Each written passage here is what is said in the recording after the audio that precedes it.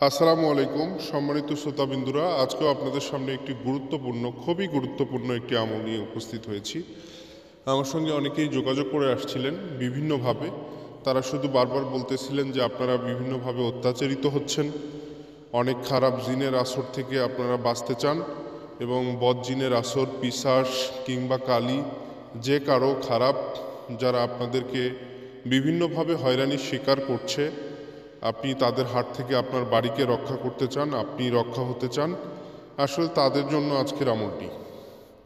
শুধু যে আজকের আমলটি খারাপ জিন বা বদ জিনের আসর থেকে আপনি রেহাই পাবেন, বিষয়টা এরকম না।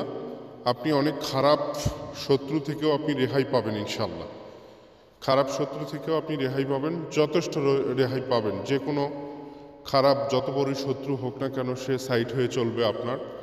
আজকে সহজ একটি আমল আপনাদের সামনে তুলে ধরার চেষ্টা করব ইনশাল্লাহ। সেটি হলো, আজকে দেখেন আমি একটি নকশা আপনাকে দেখাচ্ছি। এটি আপনাকে অবশ্যই একটু জাফরান কালি দিয়ে লিখে নিতে হবে।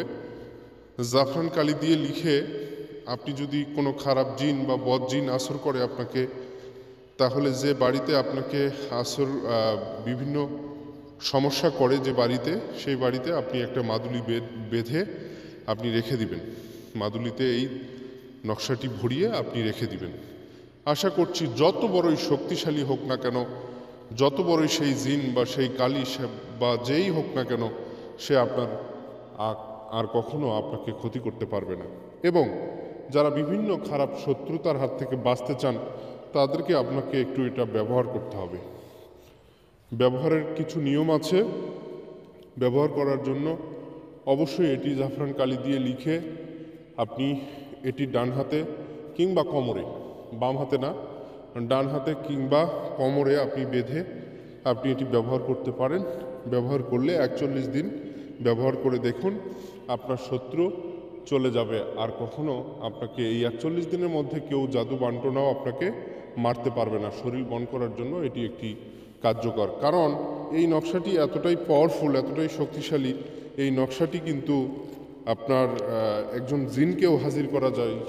শক্তিশালী একজন জিনকেও কিন্তু আপনি এই নকশার মাধ্যমে আপনি কিন্তু হাজির করতে পারবেন। এবং মূলত এই নকশাটি আঁকাটা হলো এই জিন আপনার ছায়া হয়ে থাকবে, উপস্থিত হবে না আপনার কাছে, কিন্তু আপনার ছায়া হয়ে থাকবে, আপনার মাথার উপর থাকবে ছায়া হয়ে। তাই অন্য খারাপ জিন বা খারাপ কোনো কিছু আপনাকে করতে পারবে না, সেরকম আজকের এই আমলটি।